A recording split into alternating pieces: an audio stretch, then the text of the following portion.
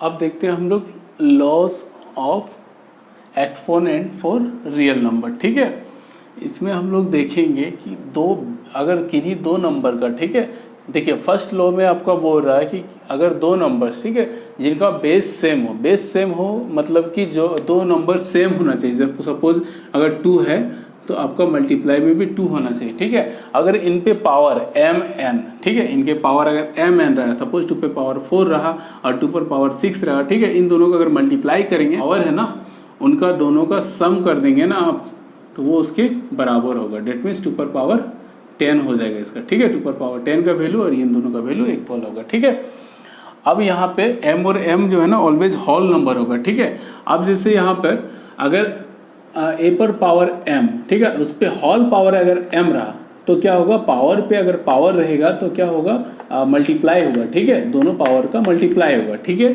उसके बाद यहाँ पर देखिए अगर a पर power m divided by a पर पावर n रहेगा, ठीक है, तो ये जो ऊपर जाएगा n इस पे माइनस होके ऐड हो जाएगा। ठीक है, a पर पावर m माइनस n हो जाएगा। चौथा है आपका केस, अगर बेस चेंज रहेगा, ठीक है, a पे पावर m और b पे पावर m, ठीक है, बेस यहाँ पे चेंज है। सपोज 2 पर पावर 3 है और यहाँ पे 3 पे पावर 3 है। ठीक है, बेस आपका चेंज है। अगर बेस चेंज रहेगा तो दोनों को हम लोग मल्टीप्लाई करके उन दोनों के होल पे पावर वो लिख सकते हैं हम लोग। ठीक है, उसके बाद यहाँ पर है आपका ये एक्स्ट्रा में है आपका 1/a पर पावर n रहेगा। तो अगर नीचे में है, ठीक है, डिनोमिनेटर में दिया हुआ, अगर हमको इसको ऊपर ले जाना है, न्यूमिनेटर में लिखना है, तो हम लोग क्या करेंगे, पावर पे जो है उस पर माइनस का साइन लगा देंगे। ठीक है, और ये याद रखना कि किसी भी नंबर्स पे अगर हम लोग 0 पावर देते हैं इसका मतलब 1 होता है। ठीक है, और देखिए यहाँ पे रूट अंडर अगर n a पर पावर रूट n है, ठीक है, रूट n है तो इसका मतलब a पर पावर 1/n है। इसका मतलब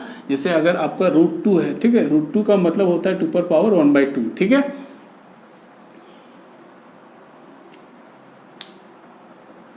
अब हम लोग इनका यूज करेंगे क्वेश्चन बनाने में। ठीक है, हम लोग का एक्सरसाइज जो है उस पर इसका यूज करेंगे बनाने के लिए।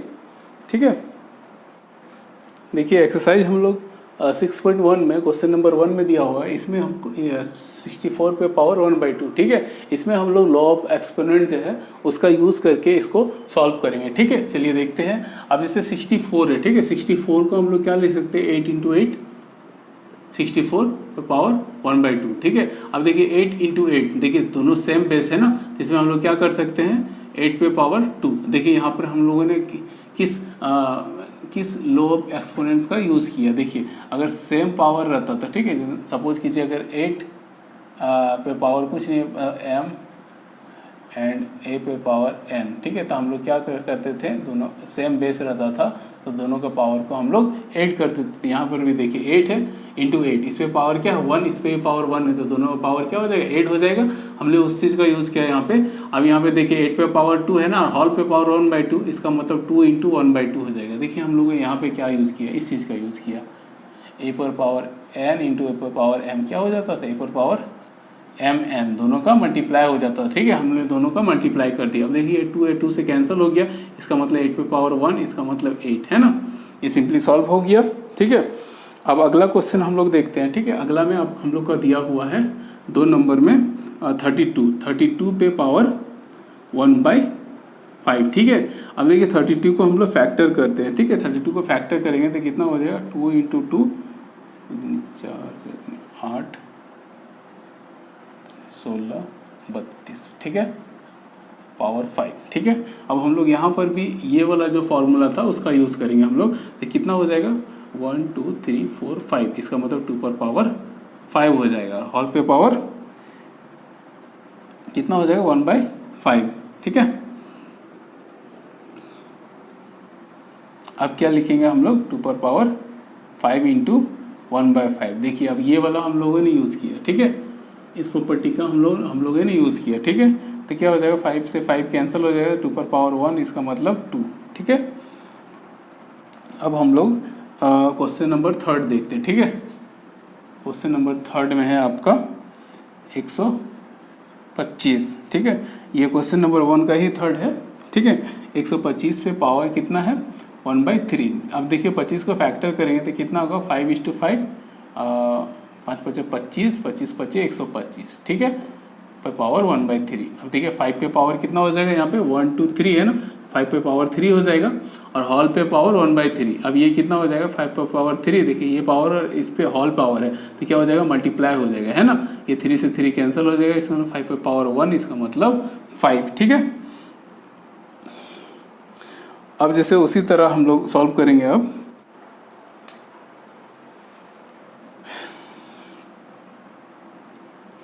दो नंबर का देखते हैं, ठीक है। 2 का 1 में आपका दिया हुआ है 9 पे पावर 3/2, ठीक है। अब 9 को फैक्टर करेंगे तो 3 इंटू 3 होगा, हॉल पे पावर कितना होगा 3/2, है ना। अब यहाँ पे 3 इंटू 3 क्या हो जाएगा, 3 का होल स्क्वायर पे पावर 3/2। अब देखिए ये हॉल पे ये 3 स्क्वायर, अब पूरे पे हॉल पे पावर है ना, इसका मतलब ये दोनों का क्या हो जाएगा, मल्टीप्लाई हो जाएगा, 3 पे पावर 2 इंटू 3/2। अब देखिए ये 2 है 2, ये 2 कैंसिल हो जाएगा, ठीक है। इसका मतलब 3 पे पावर 3, इसका मतलब कितना हो जाएगा 27, है ना। अब उसी तरह हम लोग जो है एक और क्वेश्चन है आपका इसी का 2 नंबर में आपका दिया हुआ है 32 पे पावर 2/5, ठीक है। अब 32 को फैक्टर करेंगे तो 2 इंटू 2 इंटू 2 इंटू 2 इंटू 2, 4 7 8 8 16 16 32, ठीक है, पे पावर 2/5, ठीक है। अब ये देखिए ये क्या हो जाएगा 2 पर पावर 5 और यहाँ पर भी आपका 2/5 है, ठीक है। अब क्या हो जाएगा 2 पर पावर 5 और हॉल पे पावर आपका 2/5 है तो क्या हो जाएगा, ये हॉल पे पावर मल्टीप्लाई हो जाएगा ये पावर के साथ, 5 5 कैंसल, कितना हो जाएगा 2 पर स्क्वायर हो जाएगा, इसका मतलब 4, ठीक है। अब नेक्स्ट क्वेश्चन आपका दिया हुआ है थर्ड में 16 के पावर 3/4, ठीक है।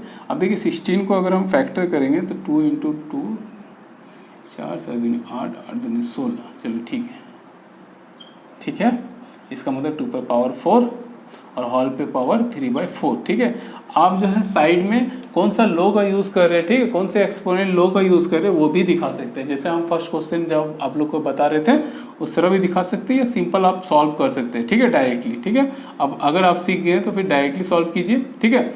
ये क्या हो जाएगा 2 पे पावर 4 है, हॉल पे पावर 3/4 है, इसका मतलब ये पावर क्या हो जाएगा, मल्टीप्लाई हो जाएगा, है ना। देखिए आप ये गलती कभी मत कीजिएगा, ठीक है। अगर बोलते हैं 2 पर पावर 5, ठीक है, इंटू 2 पर पावर 2, ठीक है। अब यहाँ पे 2 पर पावर 5 इंटू 2 इक्वल टू क्या हो जाएगा 10, 2 पर पावर 10, ये कभी वही मत कीजिएगा, ठीक है। क्योंकि यहाँ पे जब मल्टीप्लाई होगा ना तो पावर का क्या होगा, ऐड करते हैं हम लोग, ठीक है। तो इसका आपका राइट आंसर जो होगा वो 2 पर पावर 5 प्लस 2 इक्वल टू 7 होगा, ठीक है। अगर आपका केस रहता है इस तरह 2 पर पावर 5 और हॉल पे पावर 2, तब आप लिख सकते हैं 2 इंटू 5 डेट मीन्स 2 पर पावर 10, ठीक है। जब हॉल पे पावर रहेगा ना तब हम लोग मल्टीप्लाई करते हैं, ऐसे ही आप अगर इन दोनों का प्रोडक्ट करेंगे तब 8 होगा, ठीक है। चलिए यहाँ पे अब लोग देख लेते हैं, ये 4 से 4 कैंसिल तो 2 पर पावर 3 हो जाएगा, ठीक है। अब 2 पर power 3 that means 2 into 2 into 2 8 हो गया आपका। अब नेक्स्ट क्वेश्चन देखते हैं, ठीक है।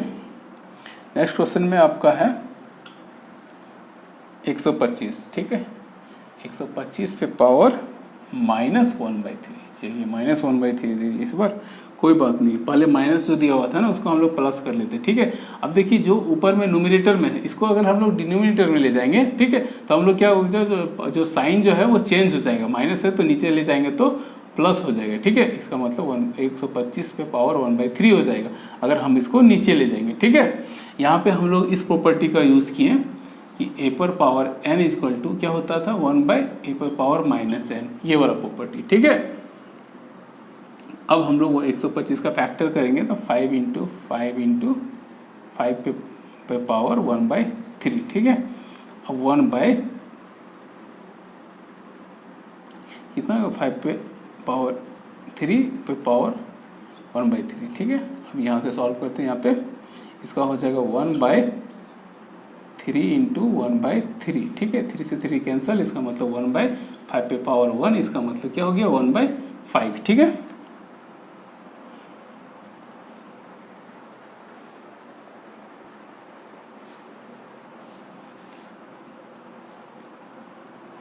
अब देखिए क्वेश्चन नंबर 3 का 1 में आपका दिया हुआ है 2 पर पावर 2/3 इंटू 2^1/5, ठीक है। तो यहाँ पे क्या हो जाएगा 2^2/3 प्लस 1/5, ठीक है। हम लोग यहाँ ने इस प्रॉपर्टी का यूज़ किया, ठीक है। a⁴m into a⁴n equal to क्या होता था a⁴m प्लस n, है ना। उसी प्रॉपर्टी का यूज़ करके ये हो गया, ठीक है। अब इसका एलसीएम लेंगे तो कितना हो जाएगा 15, ये हो जाएगा 5, 10, 3, ओके।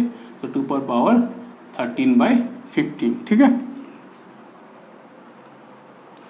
अब नेक्स्ट में आपका दिया हुआ है 2 नंबर क्वेश्चन में 1/3 पे आपका पावर 3 और होल पे पावर 7, ठीक है। अब देखिए इसको कैसे बनाएंगे। सपोज कीजिए 1/3 आप इसको डायरेक्टली भी बना सकते हैं, क्योंकि अगर हॉल पे पावर रहता था तो हम लोग को क्या होता था, हॉल पे पावर रहता था, इस पे भी पावर 7 आ जाएगा। देखो 7 हॉल पे पावर है ना, इसका मतलब इसका भी पावर 7, 1 पे भी पावर 7 और 3 पे भी पावर 3 पे पावर 7 हो जाएगा। और 1 पे पावर 7 का मतलब 1 ही होगा, और 3 पे पावर 7 का मतलब देखिए हॉल पे पावर हॉल है, इसका मतलब ये मल्टीप्लाई हो जाएगा। तो ये आपका हो जाएगा 3 पे पावर 21, ठीक है।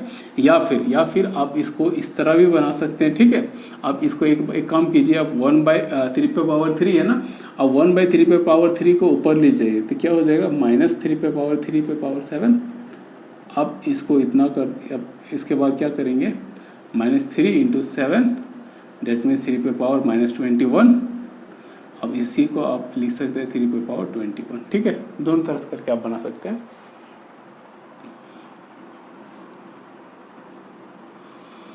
अब थर्ड नंबर में आपका दिया हुआ है 11 पे पावर 1/2 बाई 11 पे पावर 1/4।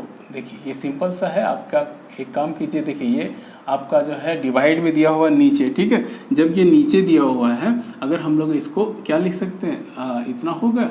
ये यहाँ पे हम लोग इस प्रॉपर्टी का यूज़ किए, ठीक है। a⁴m by a⁴m equal to क्या होता था n माइनस m, ठीक है। ये हो जाता था ना, हम लोग उसी प्रॉपर्टी का यूज़ किए यहाँ पे, ठीक है। इतना हो जाएगा। उसके बाद 11, उसके बाद यहाँ पे एलसीएम लेंगे, इसका एलसीएम 4, 2 - 1 डेट मीन्स 11 पावर 1/4, ठीक है। अब नेक्स्ट क्वेश्चन आपका 4 नंबर, ठीक है। आपका दिया हुआ है 7 पे पावर 1/2 इंटू 8 पे पावर 1/2, ठीक है। अब देखिए ये दोनों का बेस तो सेम नहीं है, बट हम लोग इसको इस तरह लिख सकते हैं, ठीक है 1/2, ठीक है। इसका मतलब 56 पे पावर 1/2। देखिए यहाँ पे हम लोग किस प्रॉपर्टी का यूज़ किए, यहाँ पे हम लोगों ने एक प्रॉपर्टी पढ़ा था कि अगर a पे पावर m रहेगा, ठीक है, इंटू b पे पावर m रहेगा, n रहेगा, ठीक है। तो हम लोग क्या सेम बेस, सॉरी पावर जो है वो सेम होगा लेकिन बेस चेंज होगा। तो हम लोग क्या लिख सकते हैं a इंटू बी पे पावर m, अगर पावर सेम रहेगा तो, ठीक है। अब यहाँ पर भी 7 पे पावर क्या था 1/2 और यहाँ पर 8 पे पावर कितना था 1/2, ठीक है। इसलिए हम लोग लिख सकते हैं 7 इंटू 8 पे पावर 1/2, इसका मतलब 56 पे पावर 1/2, ठीक है।